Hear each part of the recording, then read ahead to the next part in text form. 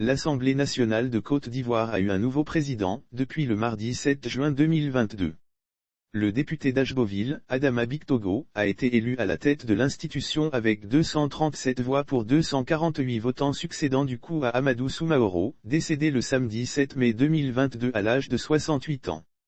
Le secrétaire exécutif du Rassemblement des Oufouettistes pour la démocratie et la paix, RHDP, n'aurait été ainsi plébiscité par un tel score s'il n'avait pas obtenu le soutien des députés du Parti démocratique de Côte d'Ivoire, PDCI, d'Henri Konan Bédié, du Parti des peuples africains Côte d'Ivoire, PPACI, de Laurent Gbagbo, deux formations politiques majeures en Côte d'Ivoire, de l'Union pour la démocratie et la paix en Côte d'Ivoire, UDPCI, d'Albert Mabry Touakeus et bien d'autres élus qui n'appartiennent pas au parti au pouvoir.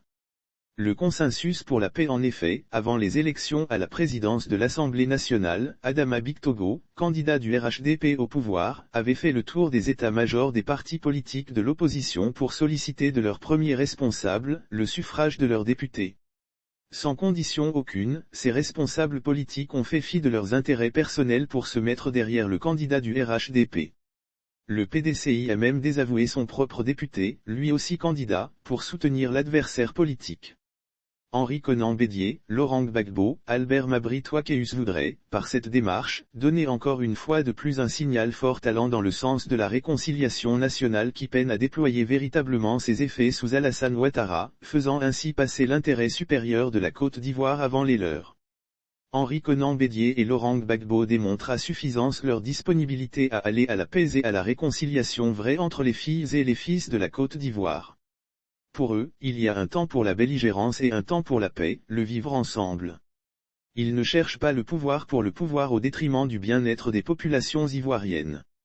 Ces hommes d'État traduisent ainsi leurs paroles en actes sans considérer les humiliations à eux infligées par le pouvoir ni les nombreuses volte-face du régime quant au respect de ses engagements pris au sens de l'apaisement et de la décrispation. Le double jeu du pouvoir alors que les responsables de l'opposition multiplient les actes forts pour aller à la réconciliation, l'on ne voit rien venir en face. Les dirigeants actuels travaillent plutôt à renforcer et à la conservation durable de leur pouvoir acquis en violation des dispositions constitutionnelles ivoiriennes. Quand Henri Konan Bédié et Laurent Gbagbo proposent avec sagesse et objectivité que les prisonniers civils et militaires de la période de 2010 à 2020 soient libérés et qu'un retour sécurisé de tous les Ivoiriens exilés dans la sous-région et sur les autres parties de la terre soit organisé pour un nouveau départ de la Côte d'Ivoire réconciliée, ils font la sourde oreille.